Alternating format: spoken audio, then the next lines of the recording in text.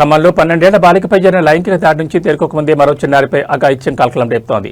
భద్రాద్రి కొత్తగూడెం జిల్లా అశ్వర్యాపేట మండలం నందిపాడు గ్రామంలో 9 ఏళ్ల బాలికపై 55 ఏళ్ల కామాంధుడు లైంగిక దాడికి యత్నించిన ఘటన గిరిజన గ్రామంలో కలకలం రేపింది. వేసవి సెలవులకు ఆంధ్ర కుక్కునూరు ప్రాంతం నుంచి నందిపాడు బంధువుల ఇంటికి వచ్చిన 5వ తరగతి చదివే బాలిక మరో చిన్నారితో కలిసి కూల్ డ్రింక్ కొనుక్కోవడానికి గ్రామంలో ఓ దుకాణానికి వెళ్లింది. కామాంధుడైన దుకాణదారుడు పద్దం లక్ష్మణరావు పిల్లలు ఒంటరిగా రావడం, చుట్టుపక్కల కూడా ఎవరూ లేకపోవడంతో ఇద్దరు పిల్లల్ని లోపలికి తీసుకెళ్లి బాలికను వివస్త్రం చేసి అఘాయిత్యం చేయబోగా పిల్లల కోసం ఎత్తుతో వచ్చిన బాలిక బంధువులు ఇంట్లో జరుగుతున్న ఘోరాన్ని చూసి రాజును చిత్తకొట్టడంతో లక్ష్మణరావు తప్పించుకుని పారిపోయాడు. సమాచారం అందుకున్న పోలీసులు నిందితుల కోసం వెతుకుతుండగా లక్ష్మణరావు నేరుగా పోలీస్ స్టేషన్ చేరుకుని లొంగిపోయాడు.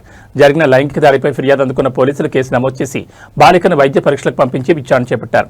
చిన్నారిపై పైశాచికంగా ప్రవర్తించిన కామాంధుడికి కఠిన శిక్షలు వేయాలని బాలిక కుటుంబ సభ్యులు గ్రామస్తులు డిమాండ్ చేస్తున్నారు.